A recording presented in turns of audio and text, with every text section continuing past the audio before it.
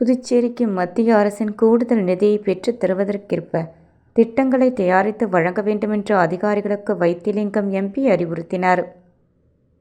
புதுவையில் உள்ளாட்சி மின்துறை, பொலிவுறு நகர் திட்ட செயலாக்க முகமை, ஊரக வளர்ச்சி முகமை, நில அளவைத்துறை, மீனவர் நலம், நகரமைப்பு குழுமம் ஆகிய 7 அரசு துறைகளில் மத்திய அரசின் திட்டங்களை செயல்படுவது குறித்த ஆலோசனைக் கூட்டம் புதுச்சேரி மாவட்ட ஆட்சியர் அலுவலகத்தில் நடைபெற்றது.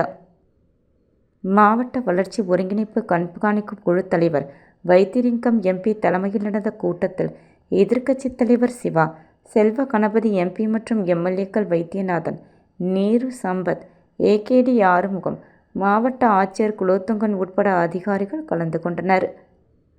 கூட்டத்தில் பேசிய வைத்திலிங்கம் எம்பி, கடந்த காலங்களில் மத்திய அரசு புதுவைக்கு துறை ரீதியாக நிதி அளித்தது.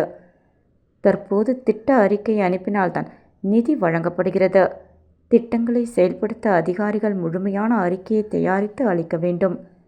அதன்படி ரூபாய் 20,000 கோடிக்கு திட்டம் தயாரித்து அனுப்பினால் மத்திய அரசு ரூபாய் 4,000 கோடி நிதி அளிக்கும். பொலிவுறு நகர் திட்ட பணிகளை அடையாளப்படுத்துவதில் ஏற்பட்ட கால தாமதமானது திட்டங்களை முழுமையாக செயல்படுத்த இயலாத நிலையை ஏற்படுத்தி உள்ளது என்றார்.